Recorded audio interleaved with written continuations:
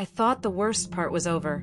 That's what the doctor said as he signed my discharge papers and handed them back to me with a tired smile. 6 weeks in a hospital bed will do that to you. Convince you that surviving is the hard part. That once you're cleared to leave, life will gently fall back into place. I believed him. I believed that once I walked out those automatic doors, leaned on my cane, and felt real air on my face again, everything waiting for me would still be there. My parents, their home, the life I had built for them with my own hands. I was wrong. I remember gripping the taxi door too tightly as I got in, my knuckles pale against the black leather. My body still felt unfamiliar to me, slow, stiff, not quite obeying.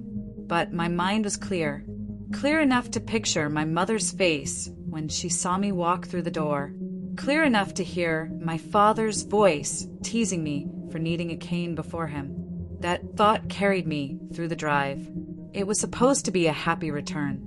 The taxi turned into Willow Creek just after noon. Same quiet street, same trimmed lawns, same curve in the road where my father used to slow down just to admire the trees. For a moment, my chest loosened. Familiar things have a way of doing that. They make you believe you're safe. But when the car stopped in front of the house, something felt wrong. There was no rocking chair on the porch. The flower beds were bare. No peonies, no tomato pots. The wind chimes my mother loved, the ones that sang every time the breeze moved, were gone. And nailed to the old oak tree near the driveway was a white sign with black letters. No trespassing. I stared at it, confused, as if I had misread my own name. "This is it," I told the driver anyway, forcing steadiness into my voice. I stepped out slowly, my cane sinking slightly into the edge of the lawn, and stood there longer than I should have. I was trying to make sense of something that didn't belong. Homes don't change overnight. Not like this. I walked up the porch steps, each one louder than I remembered, and knocked. When the door opened, I didn't see my mother. I didn't smell biscuits or hear the television humming in the background. I saw a man I had never met, holding a toddler on his hip, looking at me like I was lost. "Yes?" he asked. For a second, my mouth moved, but no sound came out. My hospital bracelet was still on my wrist. My cane was shaking. "I'm Beatrice Sterling," I finally said. "I live here." The man frowned, not unkindly. He glanced behind him, then back at me. "Ma'am, we bought this house weeks ago." The words didn't land right away. They floated, loose and meaningless. "Bought it?" I repeated. "No, that's not possible." He hesitated, then sighed. "We closed 3 weeks ago. Cash sale. From a Silas Sterling." The toddler shifted in his arms. Somewhere inside the house, a television laughed. My brother's name sat between us like broken glass.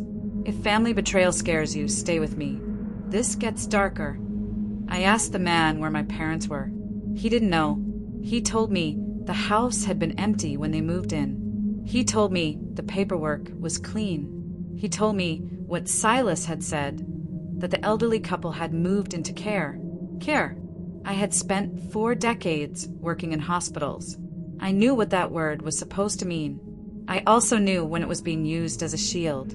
My legs weakened. I had to grip the porch railing to stay upright. "Are you sure?" I asked him. "Are you absolutely sure?" He nodded. "I'm sorry." That was when I understood something terrible. This wasn't a mistake. This was done. Subscribe now. Most people never see this coming until it's too late. I stepped away from the door. The porch creaked under my feet like it no longer recognized me. I stood at the edge of the driveway, looking at the house I had paid for, protected, and planned around, now filled with someone else's life. Cars passed. A neighbor watered their lawn. No one looked twice. My parents were gone. No note. No call. No warning.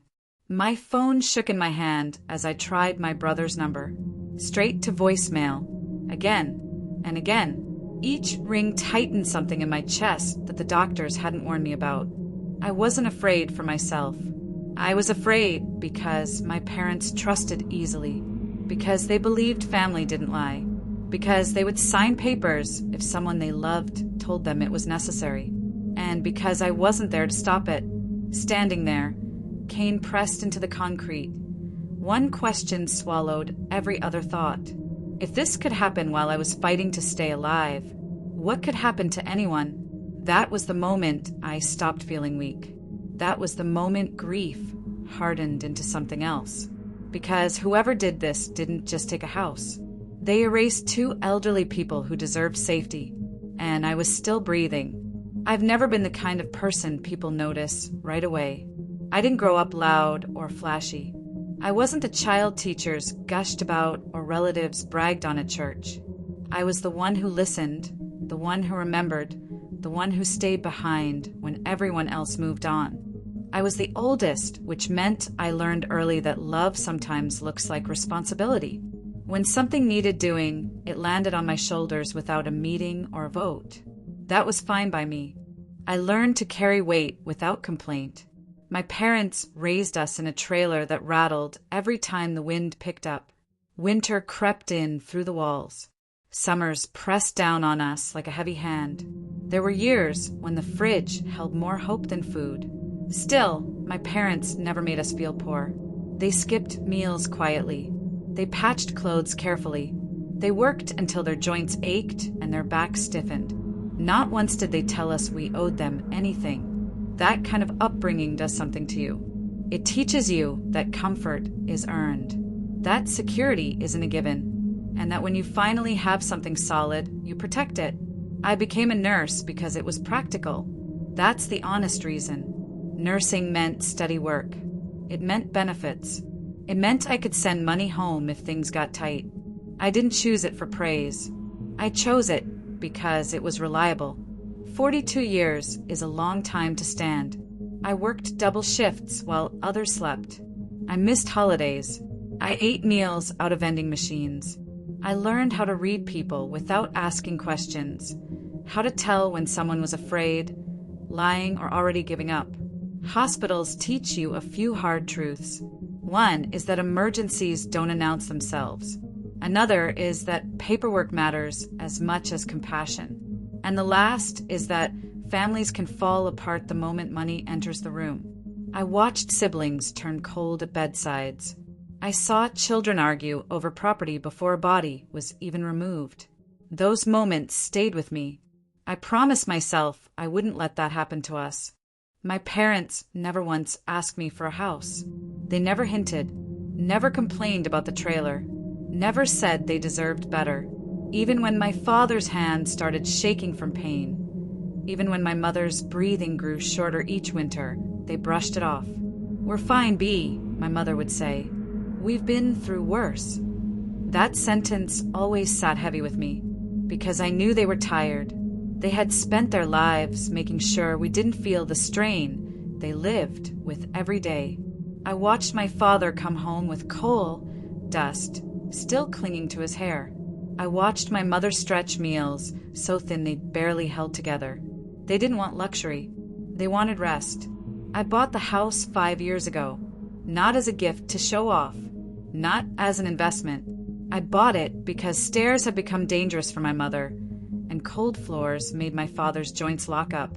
I bought it because I wanted them somewhere quiet, somewhere stable, somewhere they didn't have to worry about rent going up or repairs being delayed. The cottage at Willow Creek wasn't large, but it was safe. No steps, wide doorways, a porch where my father could sit in the evenings, a garden my mother could tend without bending too far. It was close to my work and near a clinic. Every choice was deliberate. I put the house in my name because it made sense at the time. Taxes were simpler. Insurance was cleaner. And in my line of work, I'd seen how quickly confusion sets in when documents aren't clear. In my heart, though it was never mine, it was theirs. My mother cried when I gave her the keys. Not loud crying. Quiet, embarrassed tears she tried to wipe away before anyone noticed. My father stood behind her, blinking too often, his jaw tight. "You shouldn't have," she said. I wanted to, I told her. That's the difference. That day mattered to me more than any promotion I ever received. More than my retirement party. More than every paycheck I'd earned. Because for the first time, I wasn't fixing a problem. I was preventing one. I thought I had done everything right.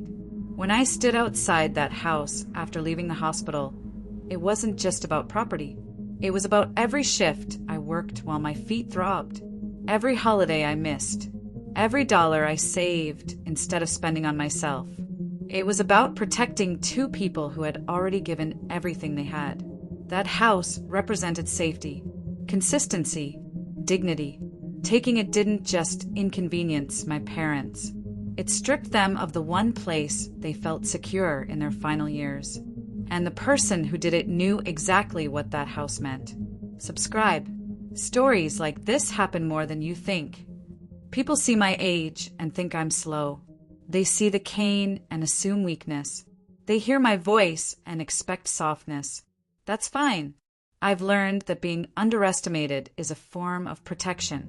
What they don't see is decades of experience reading contracts, spotting inconsistencies, and recognizing when someone is being taken advantage of. They don't see the nights I spent catching errors before they became disasters, or the families I helped when they didn't even know they were being misled.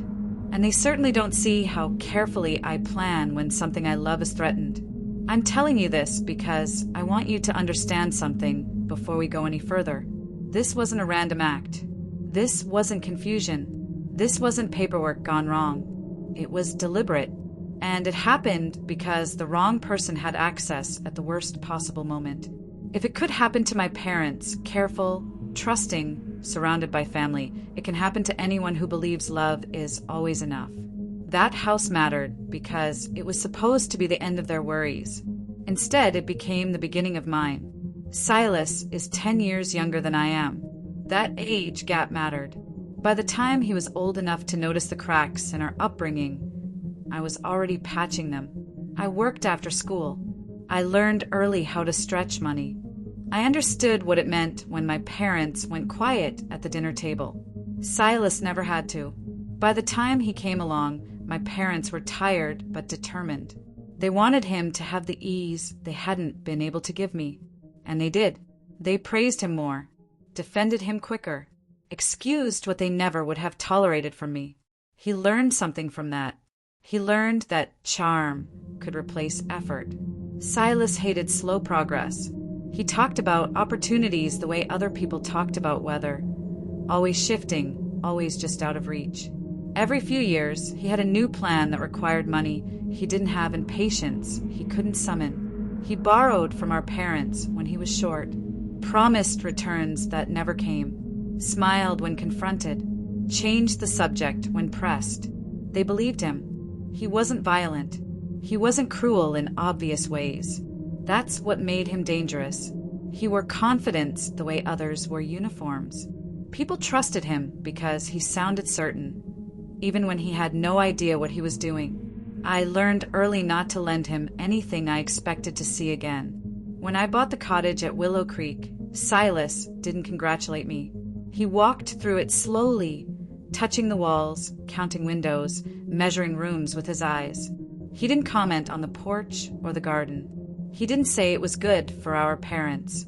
He asked what it was worth. "That's a lot of money tied up," he said, glancing at the ceiling. "You could do something smarter with that kind of cash." "It's not cash," I told him. "It's a place for them to live." He shrugged. "Same thing, really." That was the moment I should have paid closer attention. Silas didn't see our parents as fragile. He saw them as temporary.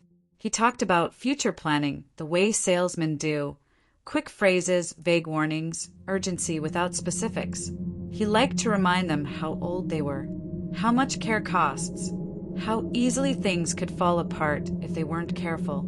He visited more often after I bought the house.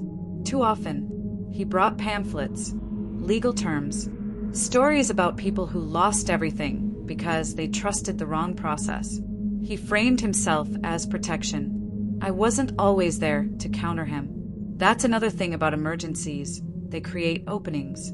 Later, I learned what he said about me when I wasn't around. He told them I was tired, that I was stretched thin, that my job had taken more out of me than I admitted. He suggested I was forgetful, that stress had made me unreliable. He said it softly, kindly. He never accused me outright. He didn't need to. He let doubt do the work for him. My parents loved me. That's why it worked. Timing is everything.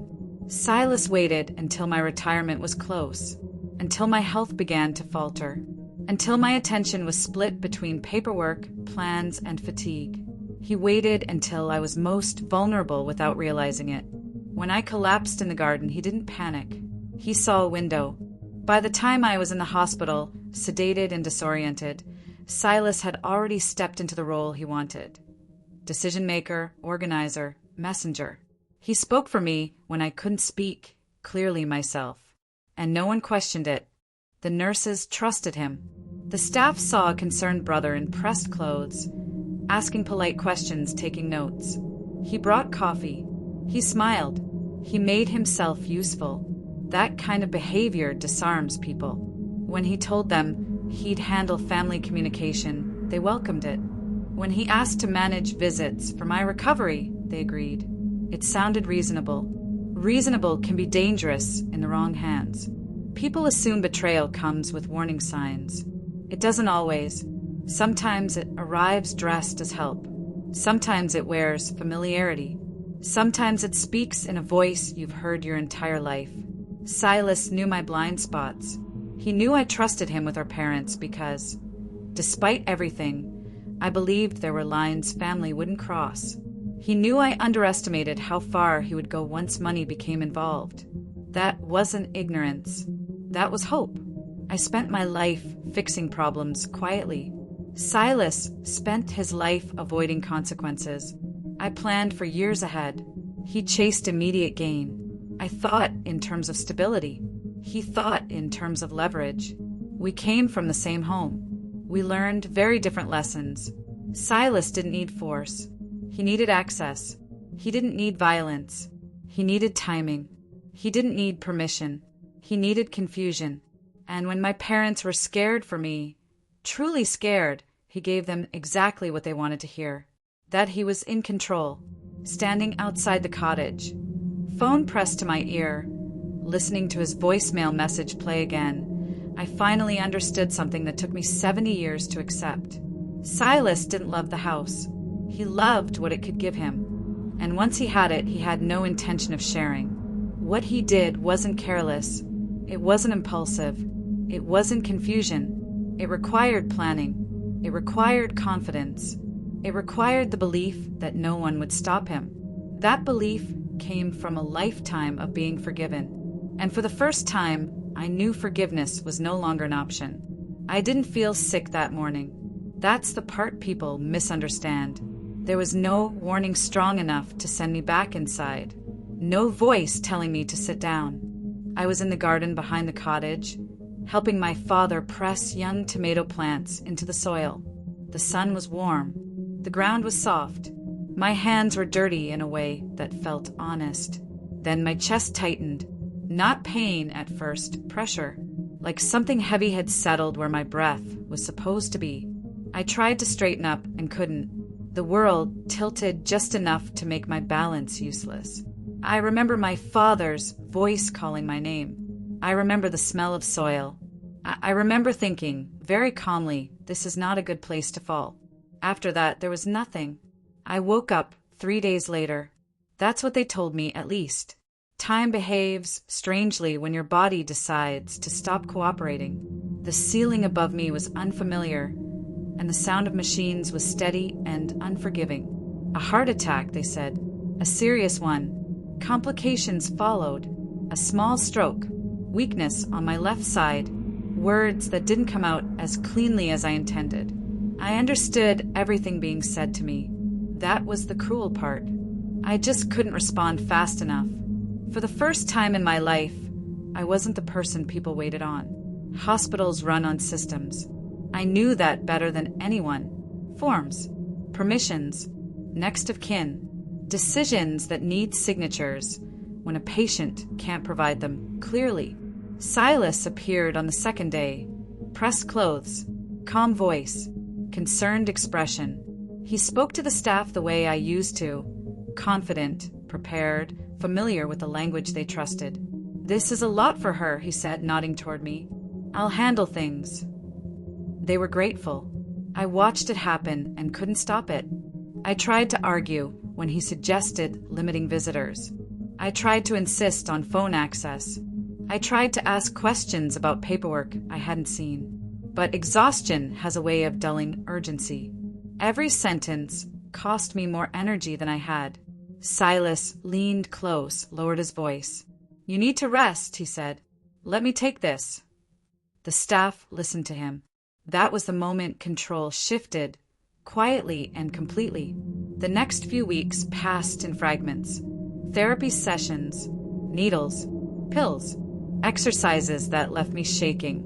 I focused on getting my body back in line, believing everything else would still be waiting when I was strong enough.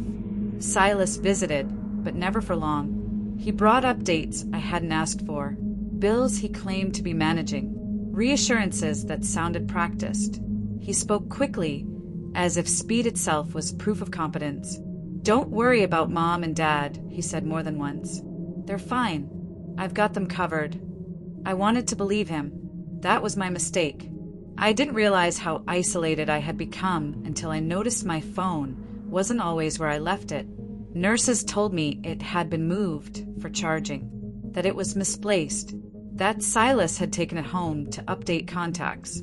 Every explanation sounded reasonable in isolation. Together, they formed a wall. Calls went unanswered. Messages disappeared. I told myself I was imagining things. Weakness makes you doubt your instincts. I didn't know at the time, but this was when Silas went to work. He visited my parents with a calm voice and carefully chosen words. He told them my medical bills were staggering, that my recovery might not be complete, that difficult decisions were coming. He used fear gently. He framed everything as protection. "They don't want to be stressed," he said. "She needs to heal." My parents believed him. They trusted the son who sounded sure. There were documents signed while I was relearning how to stand. Papers presented as routine. Explanations delivered quickly. Reassurances repeated until doubt felt unnecessary. My parents didn't read every line. They didn't think they needed to. Why would they? They weren't signing against me. They were signing for me. When the doctors finally spoke about discharge, I felt relief. I could walk with assistance. My speech had improved. My thoughts were sharp again.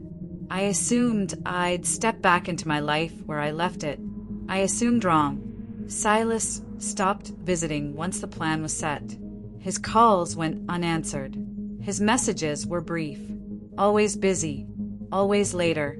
The silence felt heavier than the machines ever had. I didn't know it then, but everything important had already been decided. While I focused on regaining balance, Silas had redirected everything that mattered: authority, access, and trust. He didn't need my signature anymore. He had something better: time. A heart attack doesn't just weaken the body. It changes how others see you. People speak for you, decide for you, move things without asking. They don't mean harm. They think they're helping. Someone with the wrong intentions can use that. Silas did. When I finally packed my things and prepared to leave, I felt hopeful. I thought I was walking back into safety. I didn't know that the ground beneath me had already been cleared. And I didn't know that the worst damage had nothing to do with my heart. Silas didn't rush. That was the first part of the con. He didn't barge in waving documents or raising his voice. He sat at my parents' kitchen table and spoke slowly, carefully, as if every word carried weight. He told them my hospital bills were growing by the day, that insurance was covering less than expected, that complications like mine had a way of draining savings faster than people realized. None of that sounded impossible. Fear doesn't need lies that are dramatic. It needs lies that feel reasonable. He told them I was confused at times, that the doctors had warned him stress could slow my recovery. that difficult choices might have to be made without involving me directly. He framed it as kindness. "B doesn't need this right now," he said. "Let me handle it." My parents believed him because they loved me. That was the leverage. Once fear was in place, Silas introduced urgency. He told them the hospital could place a claim on the house, that delays could cost everything, that acting quickly was the only way to protect me. He didn't shout. He didn't demand. He waited. Fear fills silence better than shouting ever could. My parents asked questions. Simple ones. The kind people ask when they don't understand paperwork, but trust the person explaining it. Silas answered without hesitation. Confidence is convincing when someone doesn't know what to doubt. He didn't arrive alone the day the papers were signed. He brought a man he introduced as a notary, a friend who handled legal matters. Someone Silas said would make things official and clean. My parents didn't know enough to question it. They didn't read every page. They didn't ask for copies. They trusted the explanation given to them, that these forms would allow Silas to protect my interests while I recovered. They thought they were helping me. They were signing control away. Later, I learned exactly what those papers were. A power of attorney that transferred authority to Silas. A document that replaced my parents' role with his. A signature that gave him access he had no right to. Then came the transfer. The house moved out of my name and into a company Silas had created weeks earlier. A shell with no history, no employees, no purpose except one: ownership. All of it happened quietly. All of it happened while I was learning how to button my shirt again. Silas didn't stop with paperwork. He created a problem that demanded a solution. He told my parents the house needed to be sold to cover my care, that keeping it would risk losing everything, that selling fast was the safest option. He spoke about numbers without context, large amounts, ongoing costs, worst-case scenarios.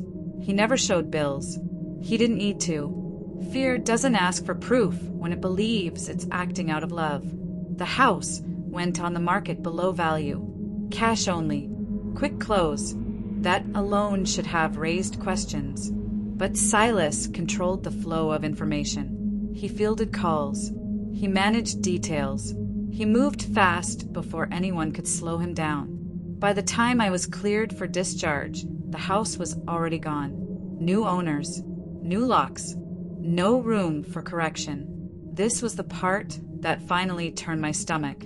The man Silas brought to my parents' table wasn't licensed. He had no authority to certify anything. His stamp meant nothing. The signatures were worthless. But worthless paperwork can still destroy lives if no one challenges it. Silas counted on that. This is why you stay informed. Subscribe. Once I understood what had been done, shock gave way to something sharper. This wasn't confusion. This wasn't an error. This was a deliberate act built on fear, timing, and trust. Silas hadn't taken advantage of strangers. He had taken advantage of people who loved him. Let me be clear about something. My parents were not careless. They were frightened. They were told their daughter's life depended on quick decisions. They were told delays could cost me everything. They were told the house was the problem. They did what parents do when they believe their child is in danger. They signed. Here's the truth stripped of emotion. There were no medical debts that required selling the house. There was no legal demand forcing action. There was no licensed notary. There was no consent from me. What existed was a story crafted to move money from one place to another as quickly as possible. And it worked. Subscribe. Ignorance is exactly how families lose everything. Not subscribing? Comment why. You might regret that reason later. Silas didn't reinvest it. He didn't secure long-term care. He didn't plan for anyone's future. He spent it. Clothes, drinks, a car that didn't fit his lifestyle, dinners meant to impress people who didn't know his name last month. The money moved fast because he never planned to keep it still. This wasn't theft by force. This was theft by permission, manufactured through fear. It's harder to detect, harder to explain, harder to reverse.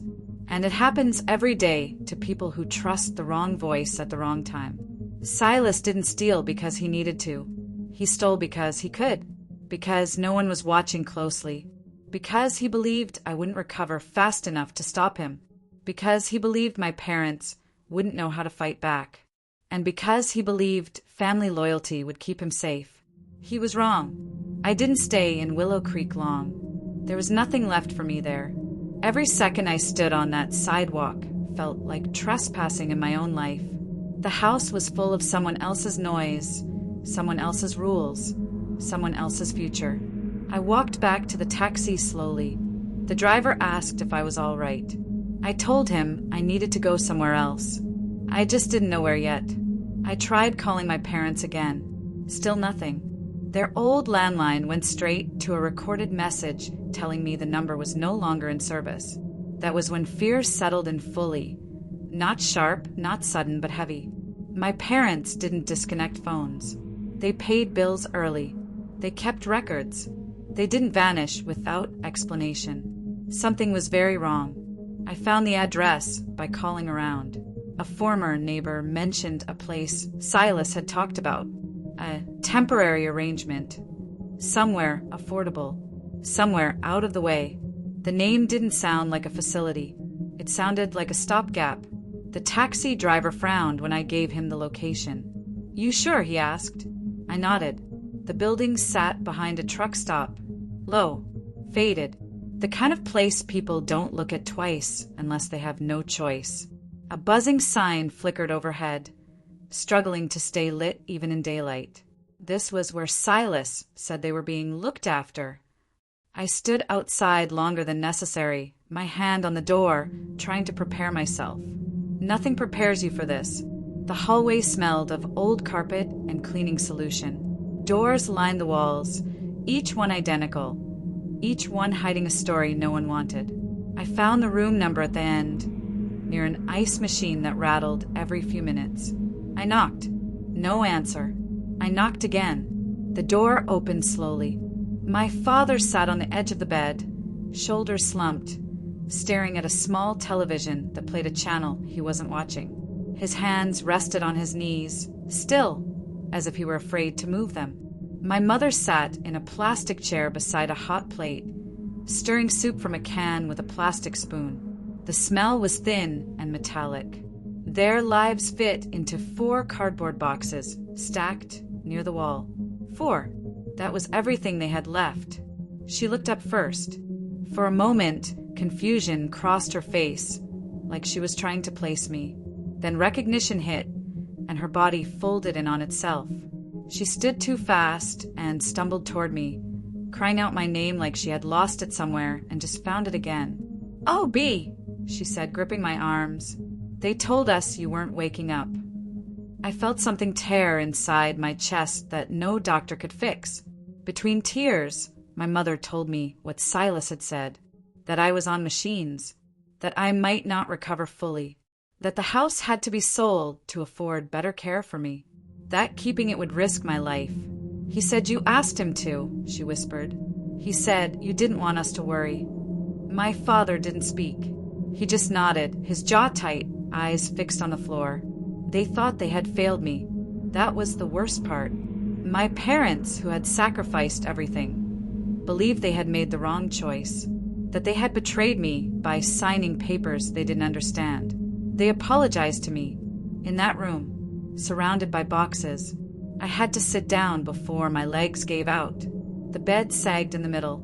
The chair wobbled when my mother shifted her weight. The bathroom door didn't close properly. There was no kitchen, no place to sit together. This was not temporary. This was abandonment dressed up as planning. Silas hadn't just taken their house. He had removed them from their life. I told him to come back, my father said quietly. I asked when we could go home. His voice cracked on the word home. He said he was busy, that he was arranging something better. I didn't need to ask where Silas was now. I already knew, standing there, listening to them explain themselves. Something inside me settled. Not rage yet. Certainty. This wasn't about money anymore. This was about dignity. This was about two people who deserved peace being reduced to an afterthought. And this was about the fact that the person responsible was my brother. I didn't say much in that room. I hugged them. I told them they hadn't done anything wrong. I promised them they wouldn't stay there another night. But inside, a line had been crossed. Some acts don't get forgiven. They get answered. I packed their boxes myself. It didn't take long. That's how little Silas left them. When we walked out, my mother looked back once, as if expecting someone to stop us, to explain, to apologize. No one did. The taxi door closed behind us, and I knew without doubt that this was the last moment Silas would ever feel safe. That night, after I settled my parents into a clean hotel room near my apartment, I sat alone at my kitchen table. The room was silent in a way that pressed in on my ears. No television, no phone calls, just the sound of the clock above the sink ticking steadily, reminding me that time was still moving forward whether I was ready or not. My parents slept in the next room, exhausted in a way only betrayal can cause. I didn't sleep. I couldn't. When you work in medicine long enough, you learn something important. Panic clouds judgment. Emotion hides detail. But damage, real damage, always leaves patterns. I'd spent decades reading charts, tracing symptoms backward, asking the same question in different ways until the truth surfaced. You don't fix what you don't understand. You don't treat what you can't identify. Silas hadn't just hurt my parents. He had left fingerprints everywhere. I forced myself to slow down. Anger wants speed. It wants action without clarity. I didn't give it that. Instead, I replayed conversations in my head. Every comment Silas had made about the house. Every visit that felt unnecessary. Every moment I'd brushed off discomfort because addressing it felt inconvenient. Patterns began to form. He hadn't acted suddenly. He had prepared. I pulled out the folder where I kept old documents, tax records, insurance papers, closing statements from when I bought the cottage. I had always been careful with paperwork. It was a habit I never outgrew. I read slowly, line by line, and then I found it. When I purchased the house, I had added protections most people ignore. Not because I expected betrayal, but because I had seen what confusion does to families. I had requested language that required mental competency verification before any transfer of ownership involving residents of the home. I remembered arguing gently with the closing agent about it. I remembered being told it was uncommon. Uncommon doesn't mean unnecessary. That clause meant something important. It meant Silas couldn't legally do what he claimed to have done without cutting corners. I began making calls. Not dramatic ones. Quiet ones. An old colleague who now worked in county records. A former supervisor familiar with reporting requirements. People who trusted me because I had earned that trust over years of consistency. I didn't accuse. I asked questions, and the answers came quickly. The notary Silas used wasn't registered. The transfer documents were incomplete. The sale timeline didn't match the authority he claimed to have. What he had relied on wasn't legality. It was speed. People who plan to disappear don't move carefully. They move fast. They hope momentum replaces scrutiny. They count on others being too busy, too tired, or too polite to stop them. Silas had never been patient. He was impatient even with his lies. As the picture came together, something inside me changed. I stopped shaking. My hand steadied. My breathing slowed. The noise in my head faded into focus. This wasn't a tragedy anymore. It was a problem. And problems have solutions. People assume the next step is always legal counsel. Sometimes it is. But I needed understanding before action. I needed to know exactly how much damage had been done, who else had been affected, and where Silas thought he was safe. Revenge without precision is just noise. I wanted results. I approached this the same way I approached critical patients. Assess, stabilize, identify cause, remove threat. Silas was the threat, but threats rarely stand alone. They depend on silence. Silas believed I was still weak, that my health scare had dulled my awareness, that my parents were too embarrassed to speak up. That paperwork would bury the truth. He believed time was on his side. He was wrong. I didn't need to confront him yet. I needed leverage. And leverage doesn't come from shouting. It comes from knowing more than the other person realizes. By the time I finally stood up from that kitchen table, dawn was already pressing against the windows. I hadn't slept, but I had something better. A plan. Silas had habits. He liked places where money looked loud and consequences stayed quiet. Bars where the lighting was flattering, the drinks overpriced, and nobody asked too many questions as long as the tab kept moving. I knew which one he favored. I waited until Friday evening, when people like him felt most comfortable, when confidence ran ahead of caution, when he'd be relaxed enough to forget how quickly things could change. I didn't bring anyone with me. I didn't need witnesses. I needed an audience. The place was crowded when I arrived. Music low enough for conversation, loud enough to blur details. Silas sat at the bar, a glass in front of him, laughing at something a man beside him had said. His jacket looked expensive, his posture relaxed. He hadn't lost a minute of sleep over what he'd done that made my grip on my cane tighten, not from weakness, but from restraint. I walked slowly. Every step was deliberate. Silas noticed movement before recognition. His smile faltered.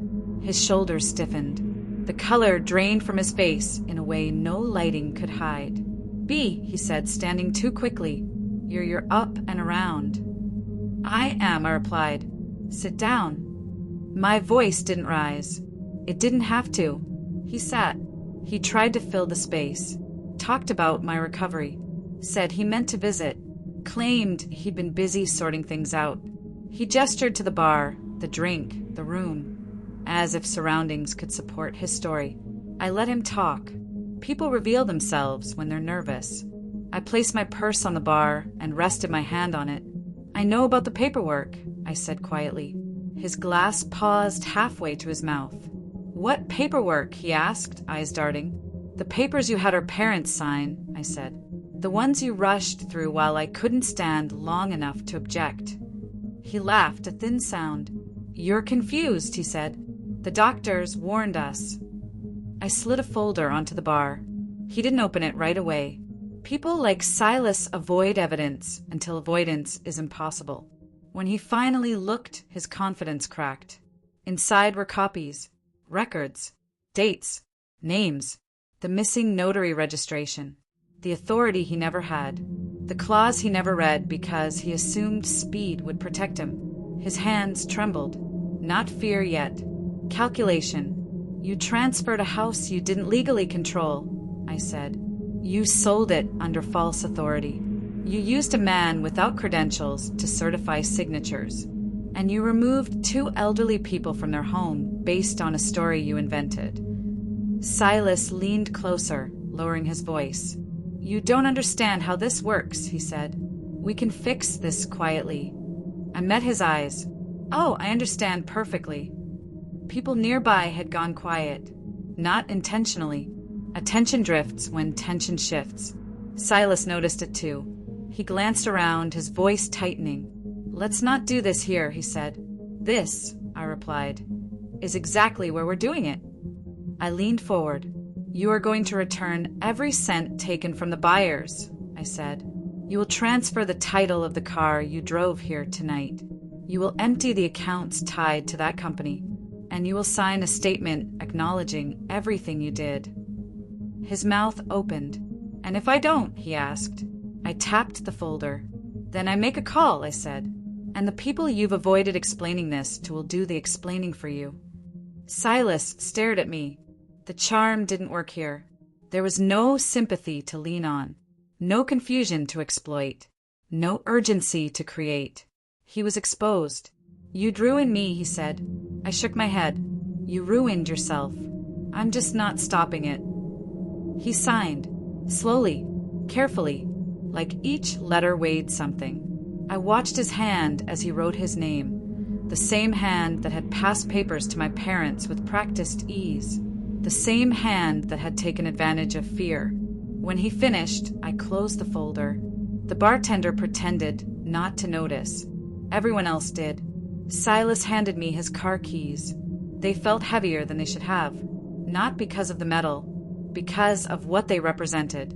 I stood, tucked the folder back into my purse, and turned to leave.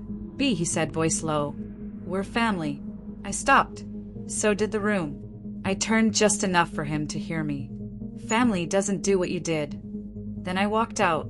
The night air felt cool against my face. For the first time since leaving the hospital, my body felt aligned with my thoughts. Steady, certain. Silas stayed behind, smaller than he'd ever been. And for the first time in his life, he knew something he had never planned for. That I was done letting him decide what happened next. I didn't feel triumphant when I left the bar. There was no rush, no sense of victory, just quiet certainty. The kind that comes when something long unsettled finally locks into place. Silas stayed behind with his drink untouched, his posture stiff, his confidence drained out of him one document at a time. I didn't need to watch him suffer. What mattered was what came next. The young couple who bought the house hadn't done anything wrong. They answered an ad. They trusted paperwork. They paid what they were told was fair. They had already moved their lives into that space. I contacted the escrow company the next morning. I explained everything. Not emotionally, not angrily, just clearly. Once they reviewed the documents, the truth became impossible to ignore. The sale hadn't been legitimate. Authority had been assumed, not granted. The couple deserved to be made whole before anything else happened. Silas's money was returned. Every cent. Some people think revenge means destruction. I disagree. Revenge, when done right, means restoring balance. It means removing the advantage someone took and replacing it with consequences they can't avoid. Silas didn't get hurt. He got exposed. And exposure is permanent.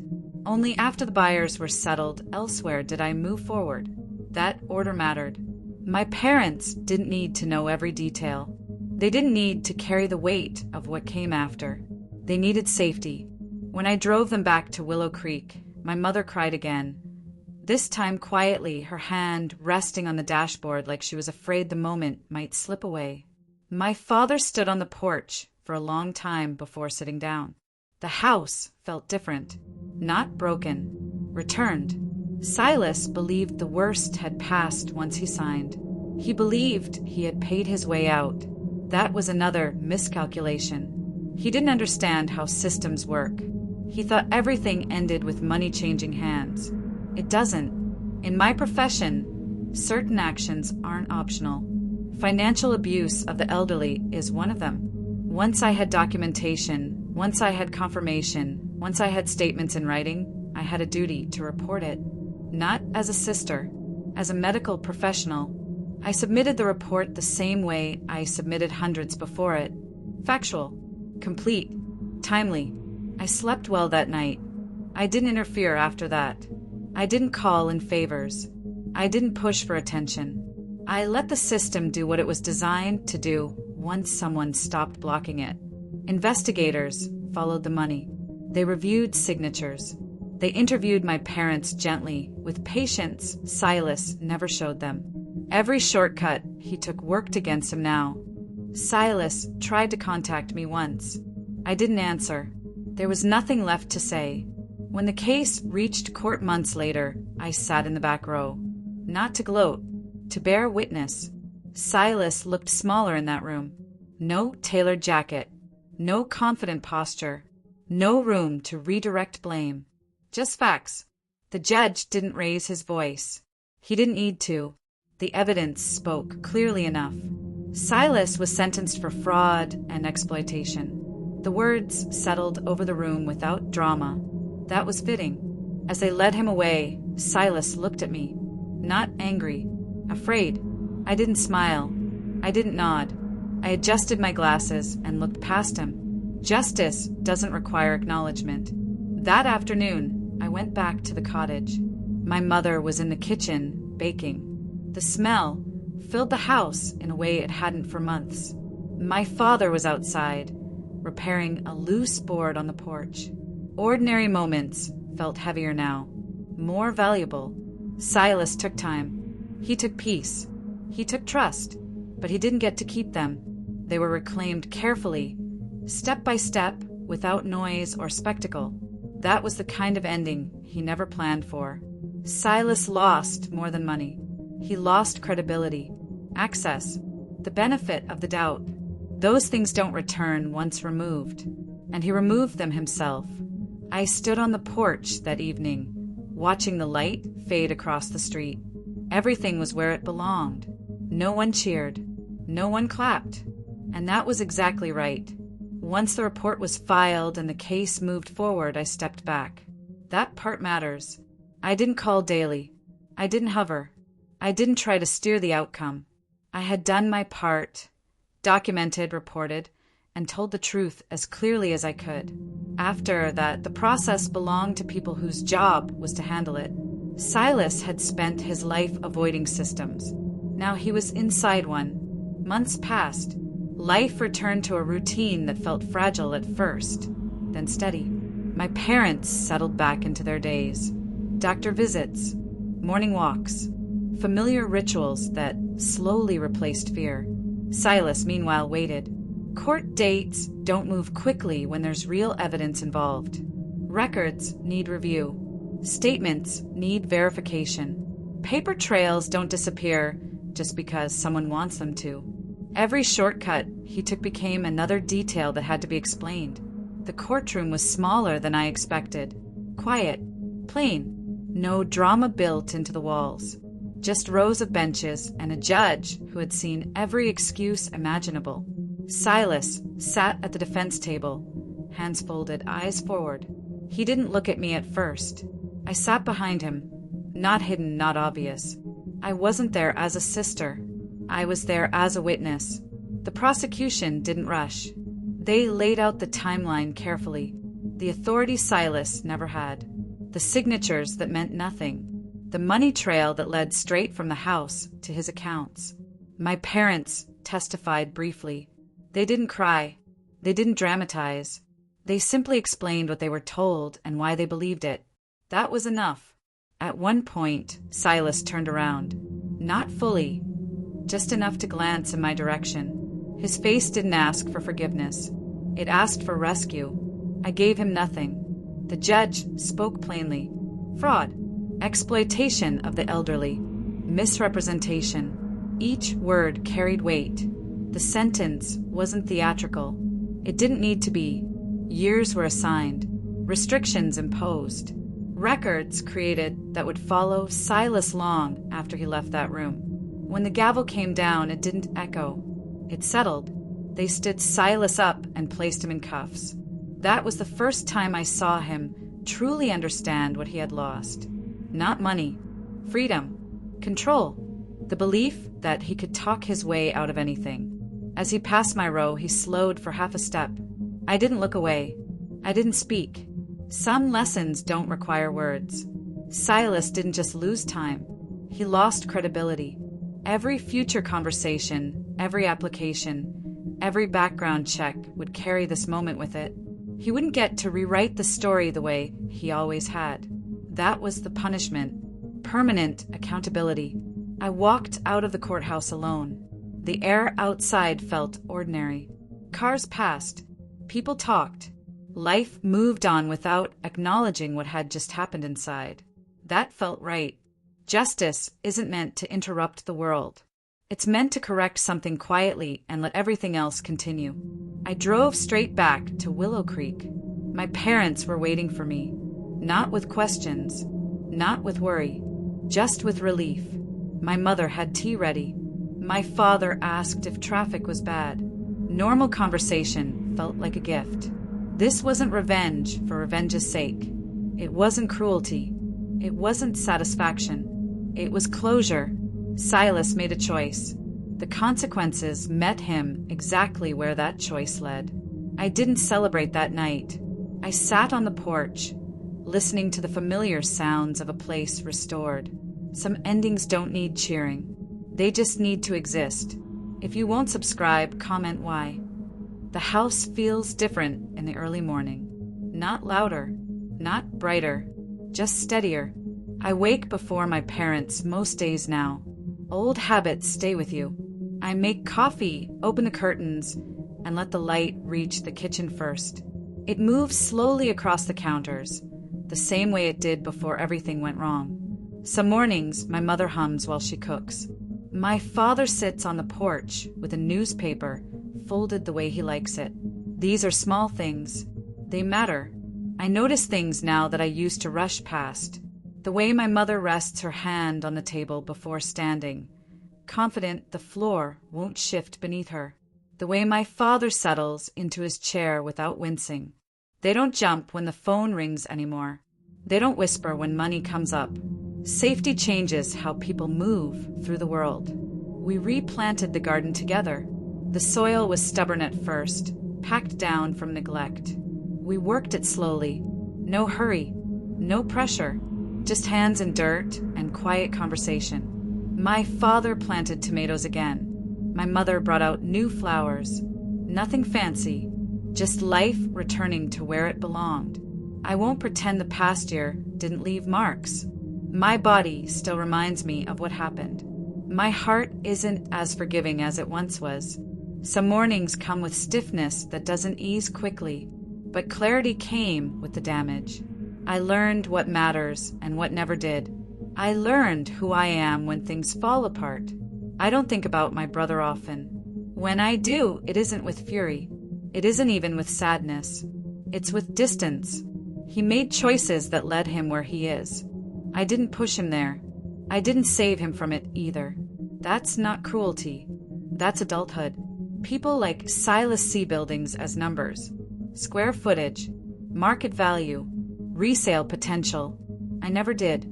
That house was built from nights I worked late and mornings I came home tired. It was built from meals skipped and plans delayed. It was built from the promise that my parents would finish their lives somewhere warm and steady. You can't put a price on that. Ownership isn't about names on paper. It's about intention. It's about why something exists and who it serves. The moment you forget that, you stop protecting what matters. Silas forgot. I didn't. In the evenings, we sit together, not always talking. Sometimes just listening to the street settle. A car passing, a neighbor closing a door, wind moving through the trees. My father rocks slowly. My mother rests her feet on a stool I bought years ago and never thought much about. This was the life I wanted them to have. Not luxury. Peace. Justice didn't announce itself. It didn't arrive with noise. It arrived with quiet routines restored and fear removed. It arrived with my parents sleeping through the night again. It arrived with ordinary days that didn't feel fragile. That was enough. If there's one thing I know for certain now, it's this.